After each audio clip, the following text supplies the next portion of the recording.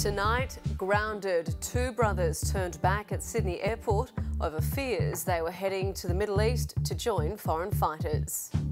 These two young men, aged 16 and 17, are kids, not killers, and they shouldn't be allowed to go to a foreign land to fight and to come back to our shores eventually more radicalised.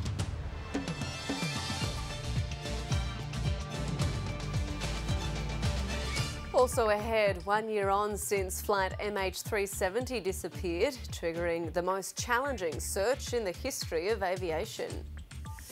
A woman in a critical condition after her car was hit by a train in Melbourne's southeast. Here we go. And magnificent Maxwell mauls Sri Lanka. First one-day 100 for Australia. Yes, punch the air. You deserve it, Glenn Maxwell.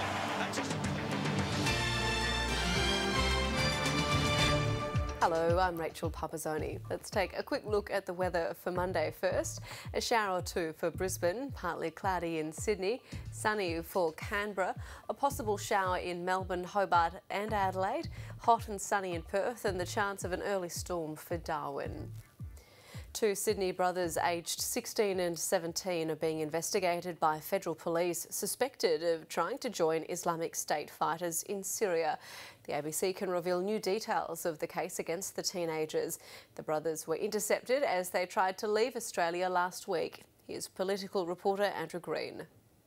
Two teenage brothers are led away by customs officials. Their interception last Friday only revealed 2 days later by the government. These two young men, aged 16 and 17, are kids, not killers, and they shouldn't be allowed to go to a foreign land to fight and to come back to our shores eventually more radicalised. The teens were stopped by Sydney Airport authorities and referred to the new counter-terrorism unit within Customs and Border Protection. They've saved potentially the lives of these two Australians, but as importantly, they've probably saved the lives of many Australians. I'm pleased that they've been stopped, and my message to anyone who is listening to the death cult is block your ears. Federal police say the pair was subsequently unarrested and released into their parents' custody. They won't comment further, insisting investigations are ongoing. But sources have told the ABC their luggage contained extremist paraphernalia and a letter on how to fabricate a cover story to authorities when leaving the country. The ABC has also learnt the brothers were headed for Turkey, a common transit point for those wanting to join Islamic State. Terrorism experts say there are already around 200 Australians in the region. Turkey, of course, is the bordering country for Syria, and it's the usual jumping-off point for foreign fighters going to Syria to join Islamic State. The federal government is using this latest intercept at Sydney Airport to highlight the importance of its new counter-terrorism laws. And while authorities have enjoyed success in this case, there are many who have already managed to slip through border controls and plenty more who could try. There are about 400 Australian residents that our security agencies are looking at. National security concerns have also appeared during the New South Wales election campaign, with the government moving to ban foreign languages being spoken inside high-security jail cells. We want them monitored at all times, and we want those conversations in English, so there's real-time awareness of what is being discussed. To deprive people of their primary way of communication, to remove the emotion of their language and their culture, what an attack on them as human beings. The move will apply to about a dozen inmates convicted of terrorism offences. Andrew Green, ABC News, Canberra. Indonesia's president is standing firm on his decision to allow the execution of 11 death row prisoners, including 2 Australians. Joko Widodo's only concession on the death penalty is that it could be abolished one day, if that's what the Indonesian people wanted. As Greg Jennett reports from Cilacap, the president has offered no hope to supporters of the Australian drug smugglers Andrew Chan and Miran Sukumaran. Shuttling back and forth to Nusa Kambangan, consular lines of communication have been re-established with Chan and Sukumaran in their death row prison. But diplomacy is struggling with top-level contacts. I've requested a conversation with President Widodo. I've had several conversations already with him on this subject. Tony Abbott's been waiting for 3 days to again put his plea for mercy to President Jokowi. He's still waiting. I've requested another one. At this stage, it hasn't been able to be arranged. The President's been busy talking to others. We want to send a message to drug smugglers. Indonesia is now strong and serious. He's given a lengthy interview justifying his refusal for clemency. He still cites the scale of Indonesia's drug problem. 50 dying a day, he claims, and 4.5 million in rehab. So how does his decision to allow the shootings to go ahead sit with him? When you talk about feelings, I'm also a human being. A human being. But Jokowi's standing firm. The executions will proceed once ongoing legal processes are over. His only concession, that Indonesia might one day do away with capital punishment if the people voted for it. The Constitution and the existing law still allows the death penalty, but if in the future it needs to be changed and the Indonesian people want it so, then why not? There's no evidence a majority of Indonesians would want to abolish the death penalty across the board. And even if they did, it'd probably come too late to save the lives of Chan and Sukumaran. Their best hope is time, and it'll pass a little more pleasantly tomorrow when relatives make their first visit to the prison on Nusa Kambangan. Greg Jennett, ABC News, Cilacap. Malaysia's Transport Ministry has released its interim report on the disappearance of flight MH370. It details the findings of the year-long investigation into the plane's flight path, its crew and passengers, and the data that led experts to believe the plane crashed into the southern Indian Ocean. The sole objective of the investigation of an accident or incident shall be prevention of future accidents or incidents. It is not the purpose of this activity to apportion blame or liability. The flight from Kuala Lumpur to Beijing disappeared with 239 people on board, including 6 Australians. The Malaysian government insists it hasn't given up hope of finding the plane. And 1 year on, the families of those who were on board MH370 say they're desperate for answers. The Prime Minister says he's reasonably confident the plane will eventually be found and has promised the search will continue while sound leads exist. George and Irene Burrows spent the anniversary at home, reflecting on the painful news they received about their son and daughter-in-law 12 months ago. Just as bad as it did the first day, really, because there's nothing been answered. Queenslanders Rod and Mary Burrows were travelling with friends Catherine and Robert Lawton on board MH370, which vanished en route from Kuala Lumpur to Beijing. I honestly thought that I would find a plane within the week. But there's been no trace of the aircraft that's believed to be in the Indian Ocean south of Western Australia. They are trying very hard.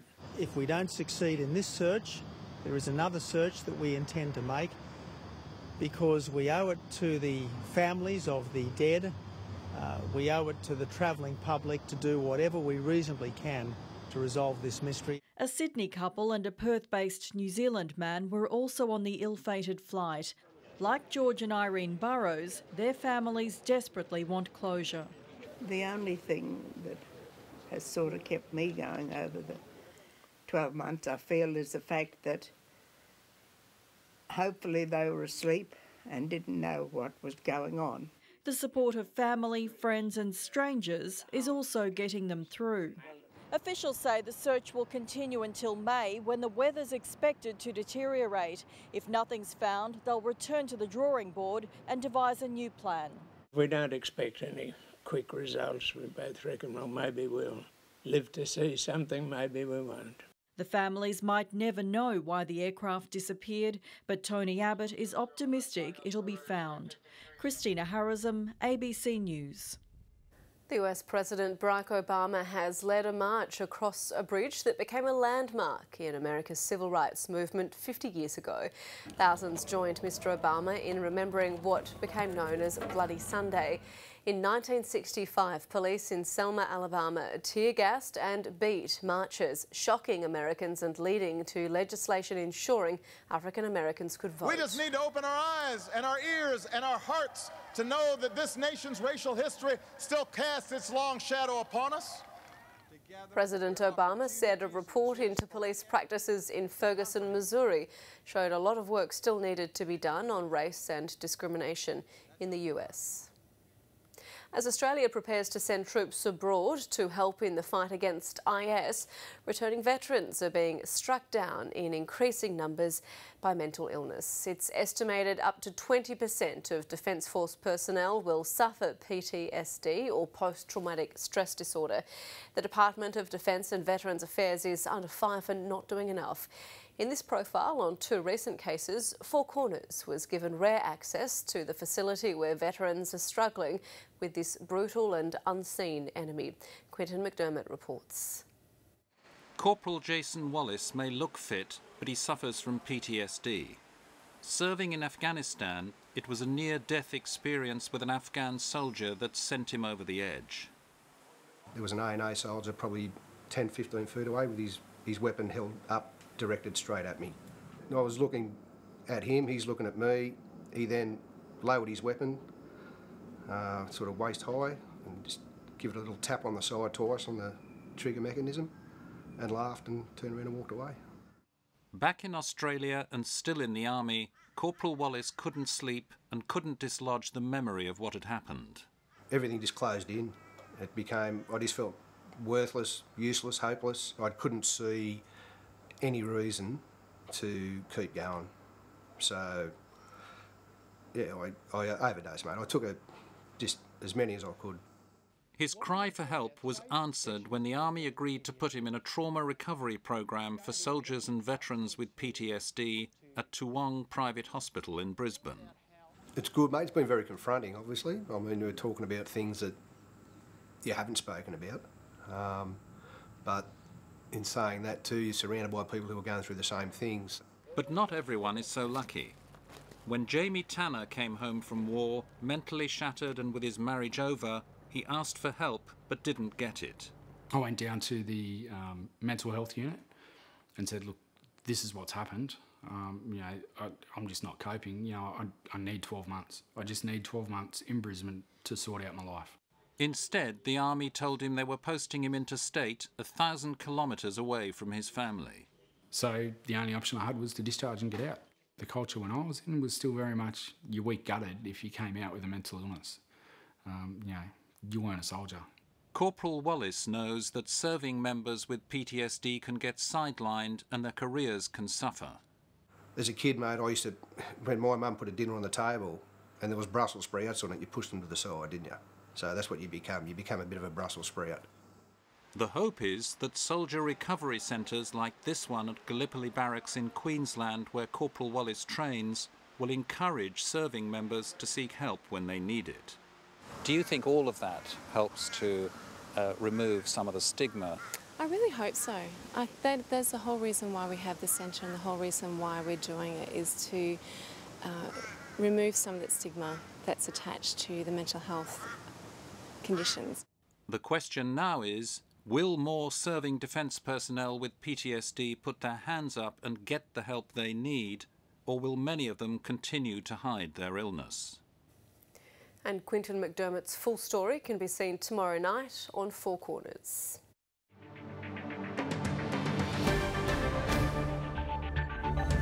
Police investigating the murder of a woman in Sydney's West last night say it's too early to say whether it was a targeted or random attack.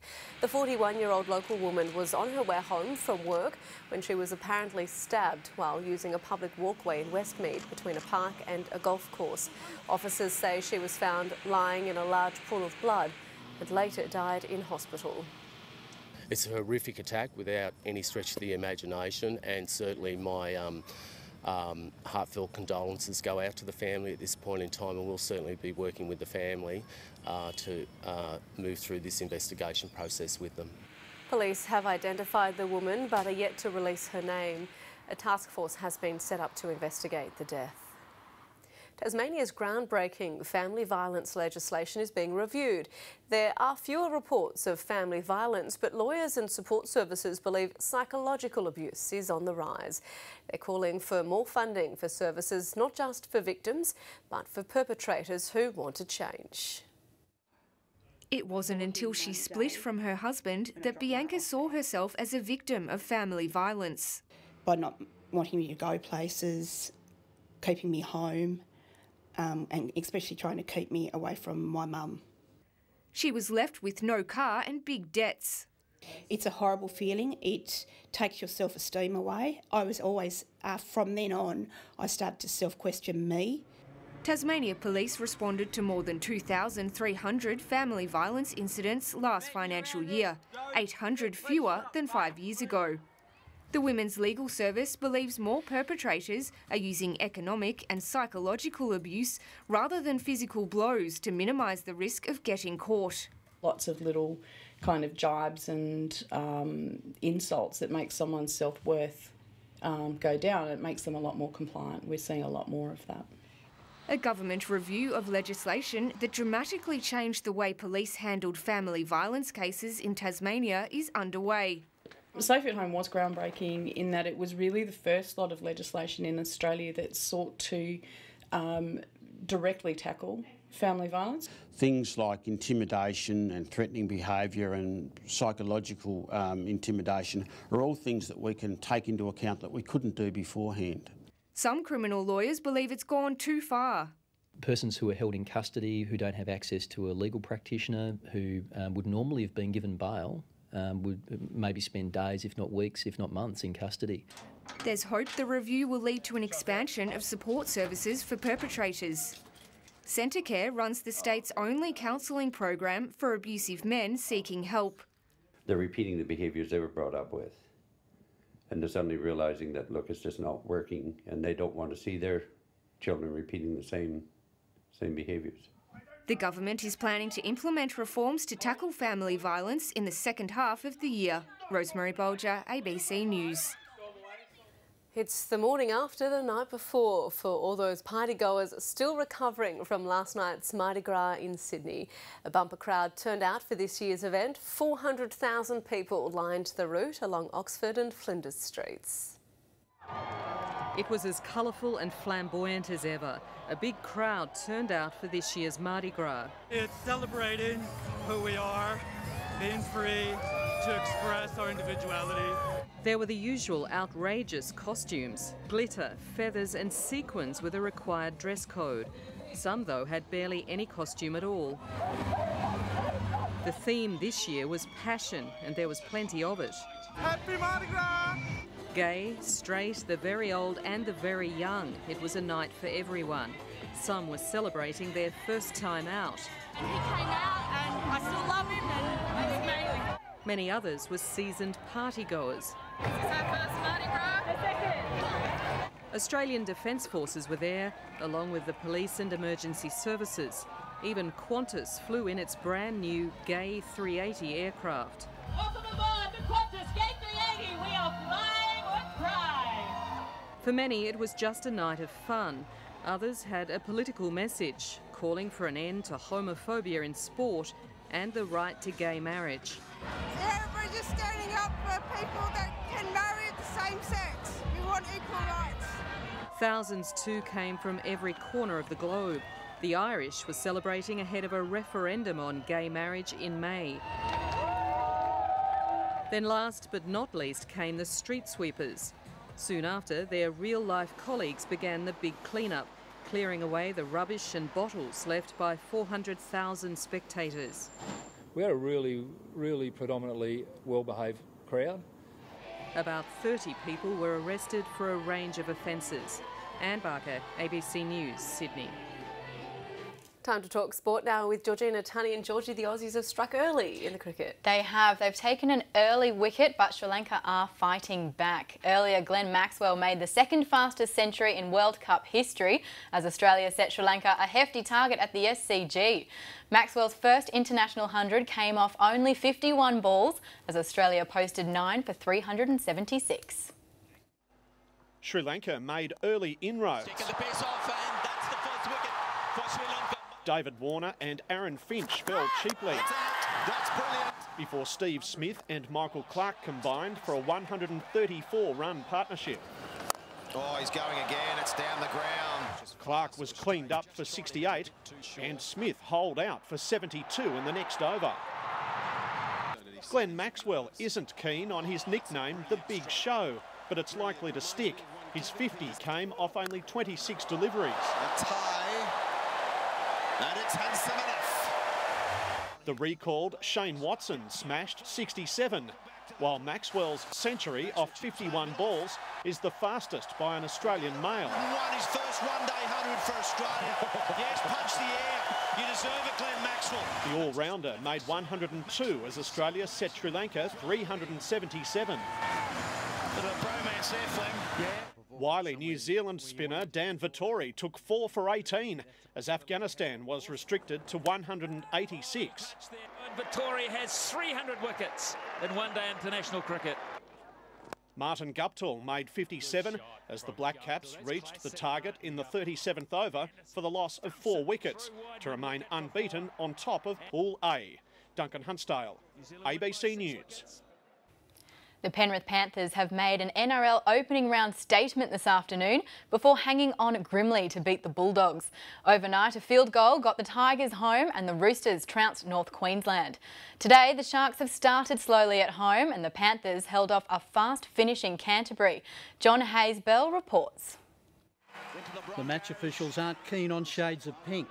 Josh Reynolds did more to concern the pink apparel Panthers. It's a 40-20 from Reynolds.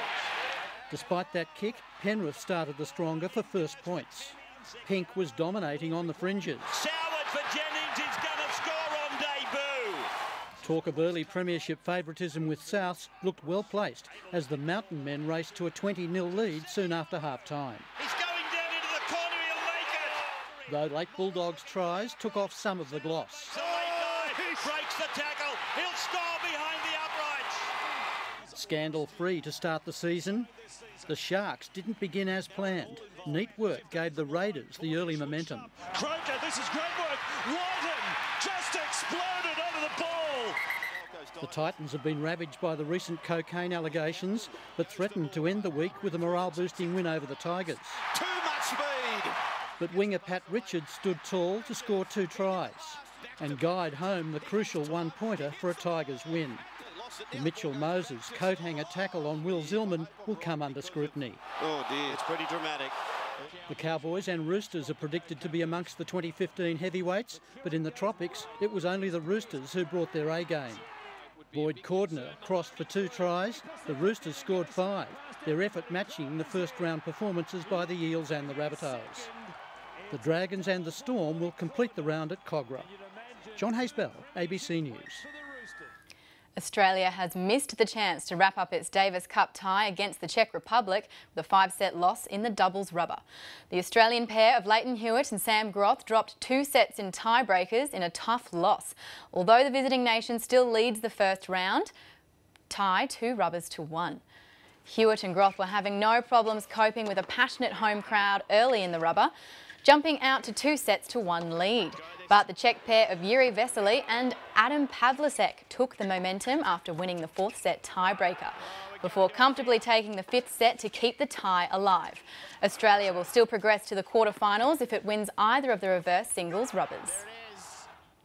The Central Coast Mariners have handed their interim coach Tony Walmsley his first win at the helm, taking down Melbourne City at home 1-0.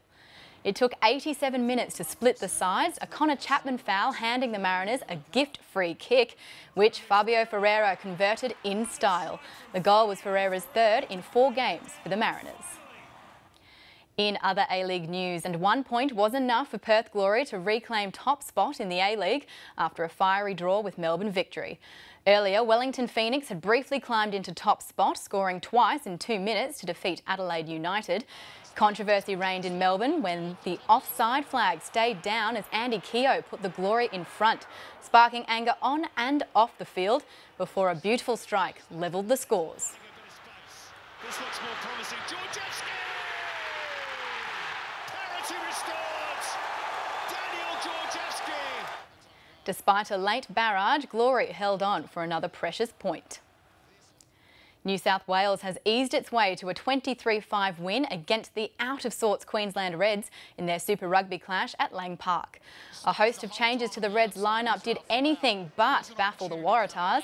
Disjointed Queensland bumbled and fumbled its way through the 80 minutes. It was 2-1, with fly half Bernard Foley scoring all but 5 of the defending champions' points.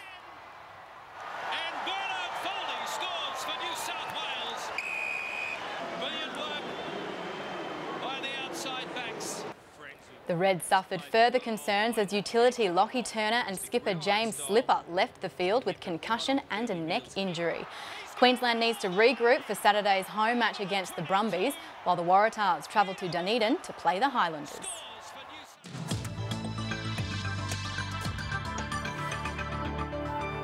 Let's take a look at the satellite. A pair of troughs are triggering showers and the occasional storm over central and tropical Queensland.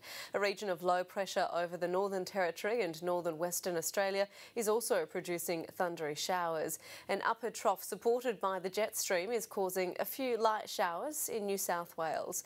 Looking around the country for tomorrow now. In Queensland, showers mainly in the tropics and inland. Light showers about the coast, dry and hot in the far west. Hot in northern New South Wales, storms expected along the ranges and the coast, very warm in the south, then cloudy with a weak change. In Victoria, it'll be warm in the north, mild in the south, ahead of a cool change, light showers in the west and south. Cool for Tasmania, brisk winds and showers easing, light showers in eastern parts. In South Australia, cool and cloudy in the south with light showers, mostly sunny, warm in the north, ahead of a cooler change. In Western Australia, warm in the west and cool in the south. Isolated storms in the north, mainly inland. And for the Northern Territory, showers and storms in the northern top end, dry elsewhere, sunny and very warm in the south. Looking ahead to Tuesday's forecast for the capital cities. A possible shower in Brisbane, a shower or two for Sydney, partly cloudy in Melbourne and Hobart, mostly sunny in Adelaide and Perth, and a shower or two and a possible storm for Darwin. I'll be back in a moment with an update of the headlines, then it's time for the world this week. I'm Rachel Pupazzoni. We'll leave you with pictures from the Canberra Balloon Spectacular.